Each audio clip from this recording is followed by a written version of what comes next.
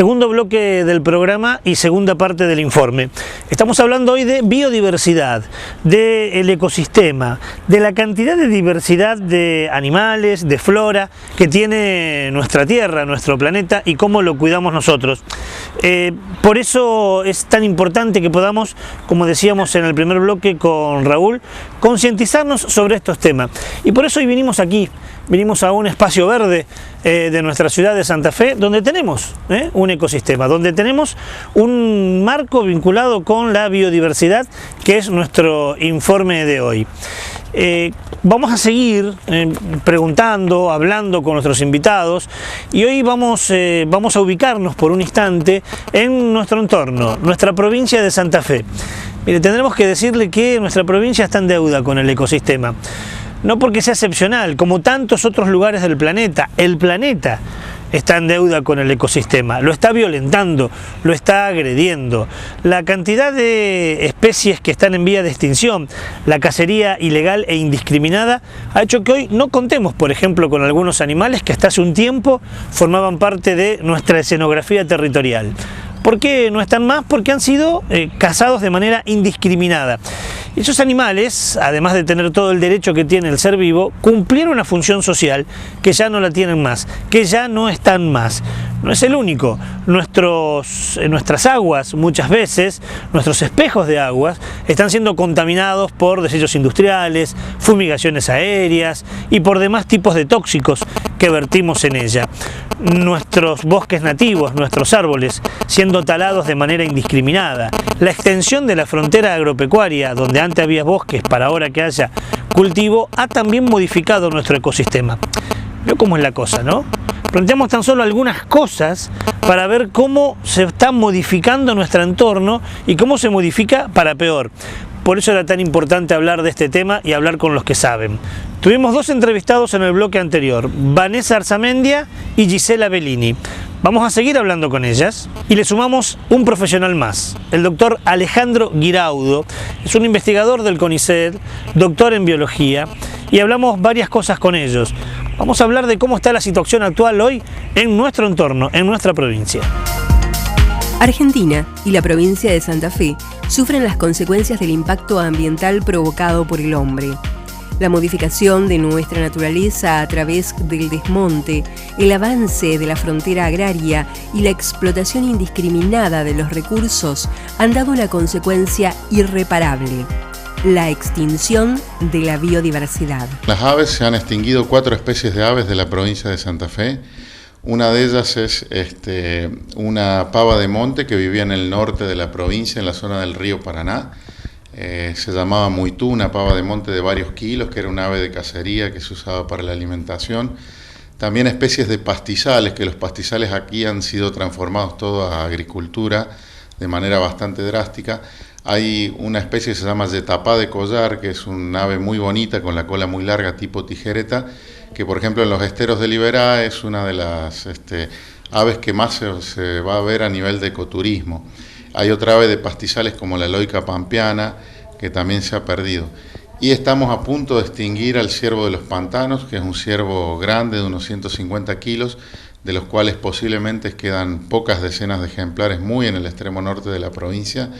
Y tal vez con estas inundaciones, como la gente ha cazado muchos ejemplares, es probable que alguno de los últimos ejemplares del ciervo de los pantanos se haya perdido. Otro es el venado de las pampas, ¿no? Que también quedan posiblemente pocas decenas de individuos, tal vez menos de 50 o menos incluso. Y bueno, son poblaciones tan chicas que ya empiezan a tener problemas de endogamia, problemas genéticos, y fácilmente cualquier modificación humana las puede llevar a la extinción. Otro animal que se ha extinguido en la provincia es el yaguareté, por ejemplo, que lo hemos perdido ya hace muchos años, debe ser 50 años que se han extinguido de la provincia.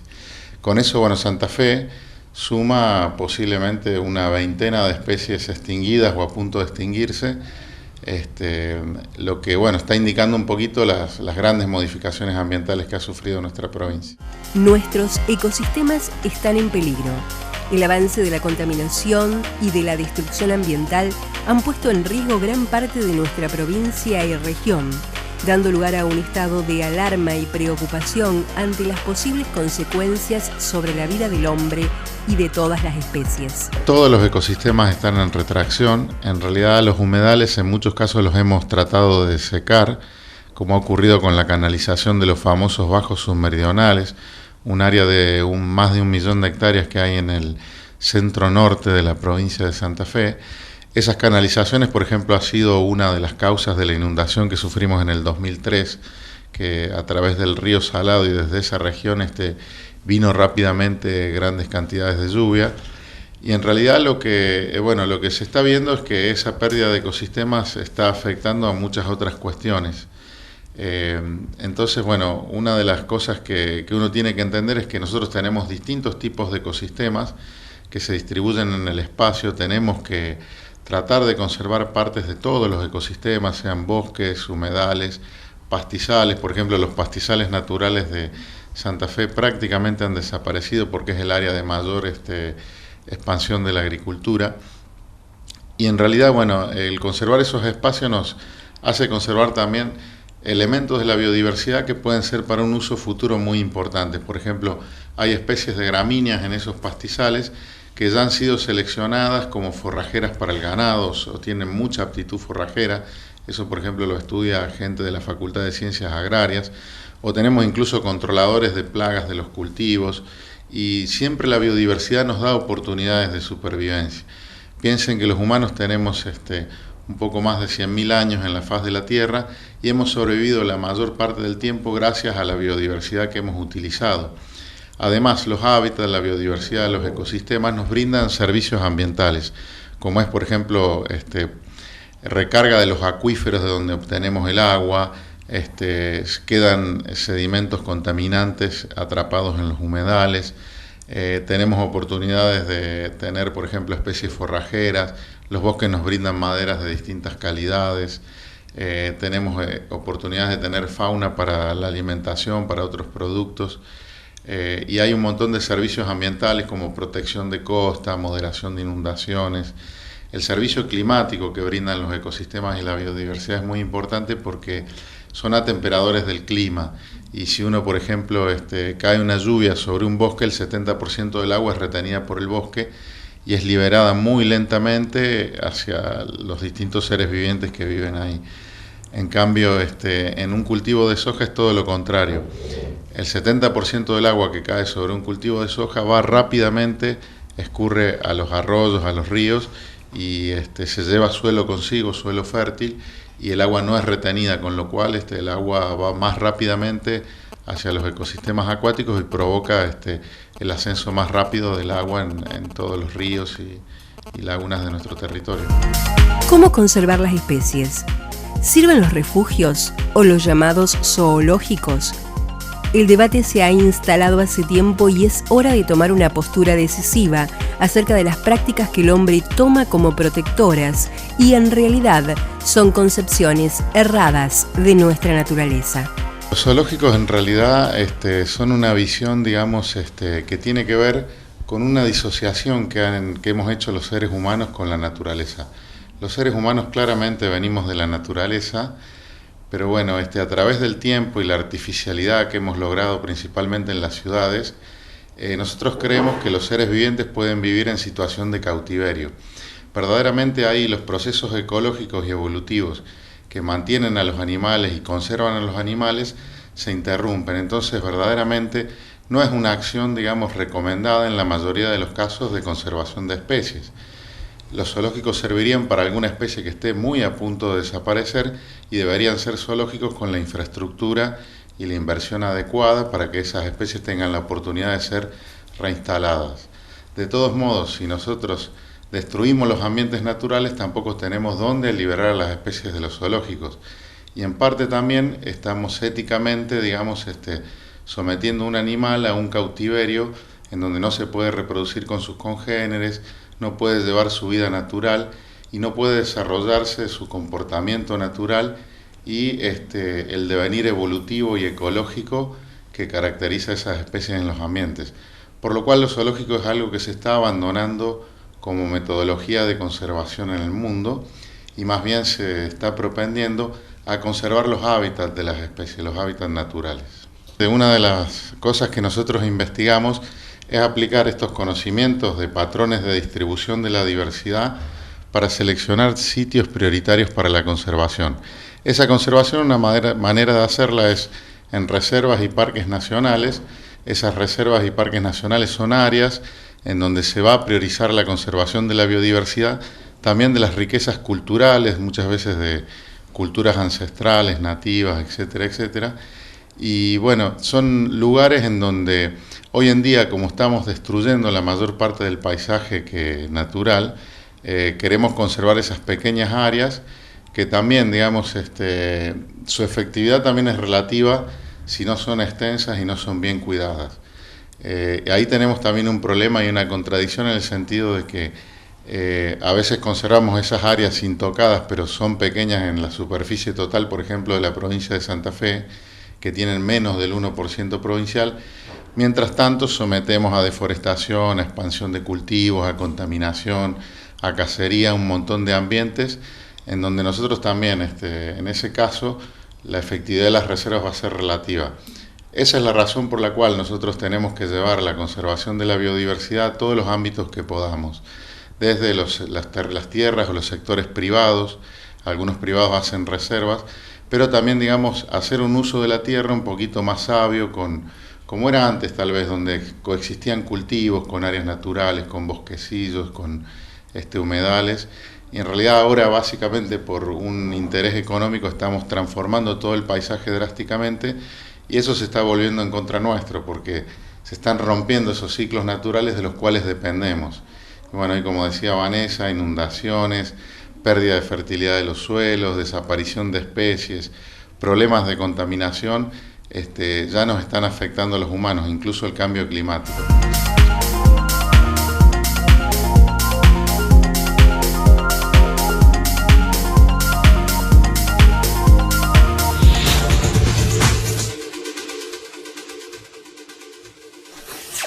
Qué importante lo que nos decían nuestros entrevistados, cómo está la situación actual en nuestro entorno y cómo haremos para mejorarlo.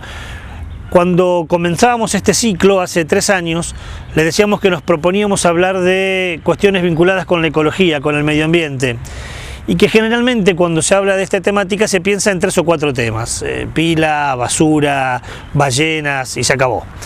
Y nos hemos dado cuenta, porque ya hace 3 años que estamos compartiendo este espacio, pero además por todos los invitados que hemos tenido en nuestro programa, que es mucho más que eso, que hay una pluralidad temática vinculada con la ecología, con el ambiente, y que la pobreza, por ejemplo, las relaciones entre las personas, cómo vivimos en las ciudades atestados de ruidos, o lo que nos decía Raúl en la luz roja sobre la contaminación del aire, también tiene que ver con la ecología.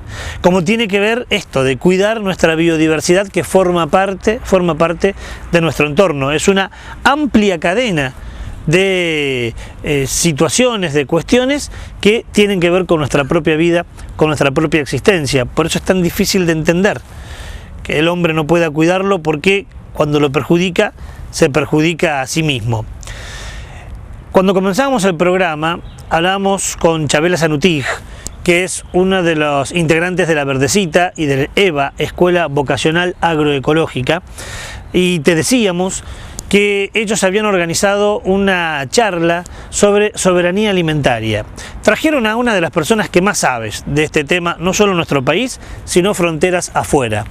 Una mujer maravillosa, una mujer y espero que no se enoje por esta revelación de la intimidad que haremos, que ya ha pasado los 80 años, pero que en realidad tiene una jovialidad, una fuerza, un optimismo impresionante. Compartimos un bellísimo, un gratísimo momento con Miriam Gorba, una de las especialistas para hablar de soberanía alimentaria. Ya lo explicó Chabela, ¿no? Pero cuando hablamos de soberanía económica, política, territorial. No son las únicas soberanías. Somos soberanos a la hora de alimentarnos, comemos lo que queremos, producimos lo que queremos. Bueno, una charla exquisita que tuvimos con Miriam y que resumimos en estos minutos para compartirla con ustedes.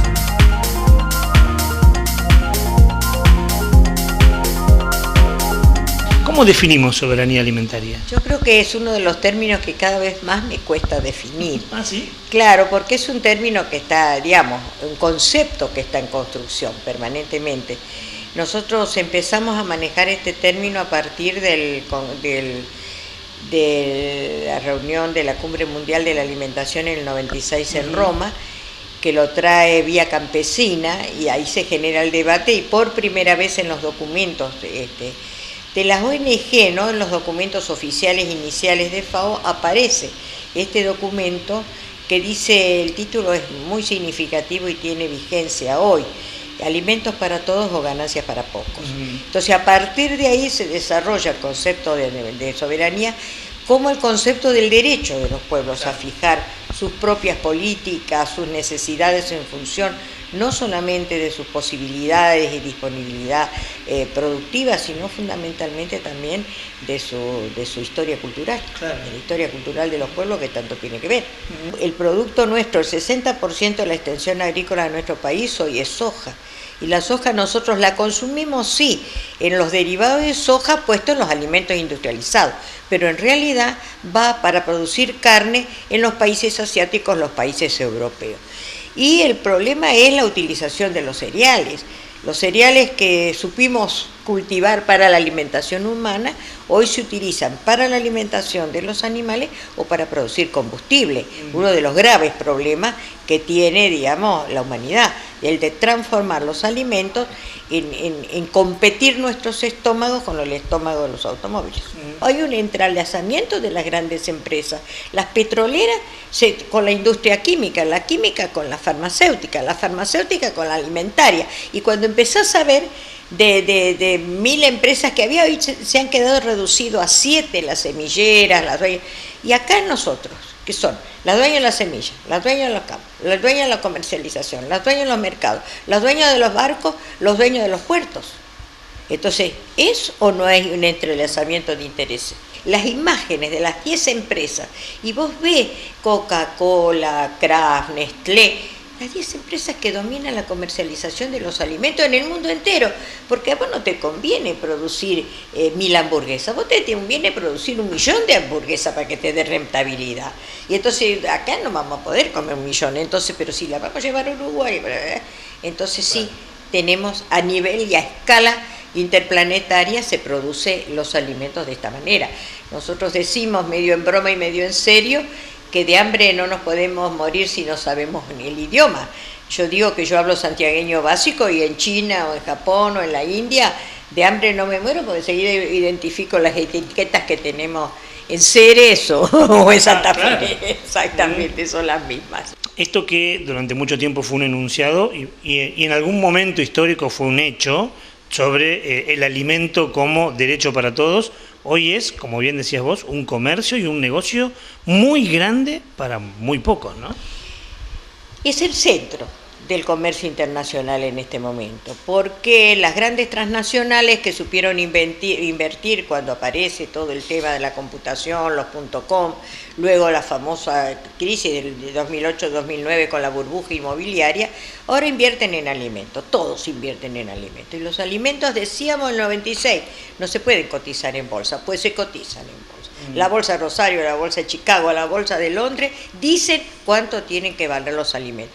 Y muchas veces, y nosotros lo mostramos en las charlas, el manejo y el comercio internacional de los alimentos son papeles, ni siquiera está la producción. Ni siquiera está la producción. Y la otro fenómeno que distorsiona también el precio de los alimentos es lo que se llama, que es un hecho nuevo también a partir de la inversión en alimentos, lo que se llama cosecha futuro.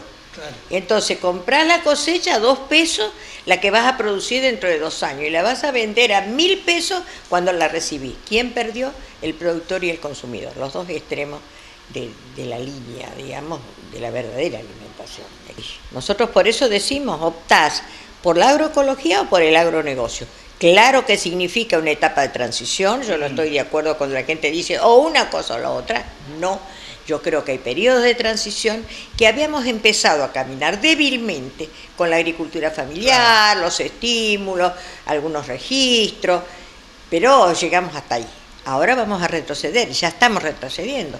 Ya se ha desarmado toda la estructura de lo que era la agricultura familiar. Hay ingenieros agrónomos que estuvieron trabajando con pequeños productores, capacitando, permitiendo el acceso al conocimiento, el acceso a los recursos genéticos, el acceso a las semillas, y bueno, eso queda desarmado. Vamos a ver por cuánto tiempo. Son muchísimas las experiencias en este plano que se están desarrollando a lo largo y ancho de nuestro país. Lo único que nos falta es un poco articular sobre 3 o 4 cuestiones básicas, no sobre el montón de diferencias que las tendremos seguramente, pero en la medida que podamos, cuando hablamos de los pueblos fumigados, por ejemplo, si empezamos a salir una marcha de pueblos fumigados y vamos haciendo la cadena, vamos a ver si no canta otro gallo en este gallinero, ¿eh? Pero la pregunta que nos tenemos que hacer, la soberanía alimentaria, como vos decías recién al hablar de la frase de Beit, ¿está despegada del resto? ¿O necesita el marco de la soberanía política, de la justicia social, de la soberanía económica? Va juntos.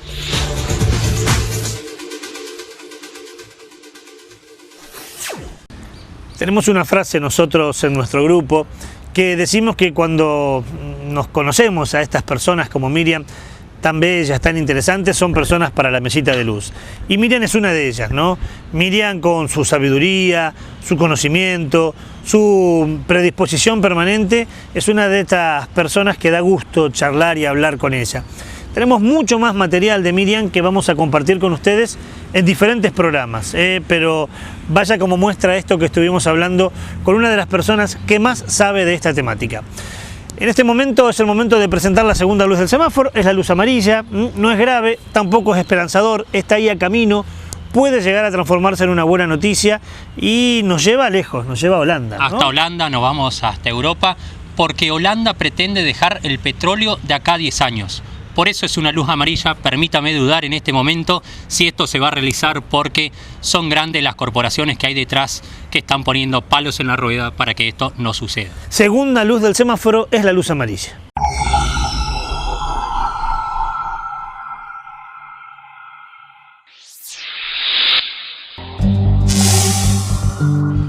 La Cámara Baja del Parlamento de Holanda apoyó mayoritariamente una moción de los representantes del Partido del Trabajo para prohibir la venta de vehículos alimentados por combustibles fósiles a partir del 2025. La prohibición incluye a los vehículos híbridos de bajo consumo y por el momento deja vía libre únicamente a los autos eléctricos y aquellos que se abastecen mediante hidrógeno. No obstante, la medida despertó una serie de controversias tanto en el contexto local como en la Unión Europea, debido a que en un lapso de 9 años el país deberá adoptar una nueva cultura de movilización motorizada. El aprovechamiento de fuentes renovables representa apenas el 5% de su generación energética y los autos eléctricos actualmente componen solo un 10% de todo el parque automotor.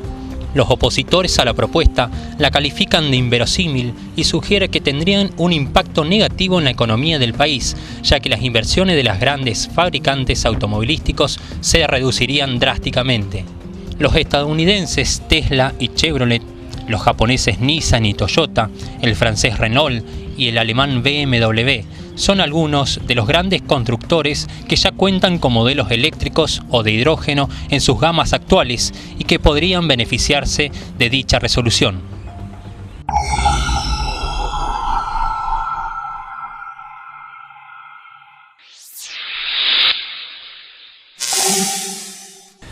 Habrá que esperar hasta el 2025 y la duda de Raúl es lógica, ¿no? Son corporaciones muy pero muy grandes, pero al menos como intención vale. Ahora, ¿quién tiene que continuar esto para que finalmente sea una realidad? Para que esto continúe, el Senado tendría que dar la otra mitad de la aprobación y así se convertiría en ley. Y empezar a pensarse de acá a 10 años cómo nos moveríamos. Porque una de las grandes controversias es que hay que cambiar todo el parque automotor, nada más y nada menos. Estamos a 10 años, ¿quién le dice? A lo mejor en 10 años seguimos haciendo onda verde y vamos a ver si esta luz amarilla finalmente se transforma en luz verde o fue una promesa más.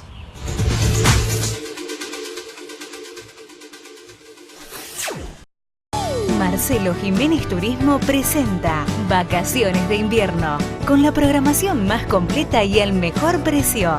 Viaja con expertos en turismo nacional a San Rafael y Mendoza por 3 o 4 noches desde 3.800 pesos. Recordá que podés consultar todas nuestras salidas en nuestra web www.marcelojimenez.tour.ar o en la revista de Cable Video.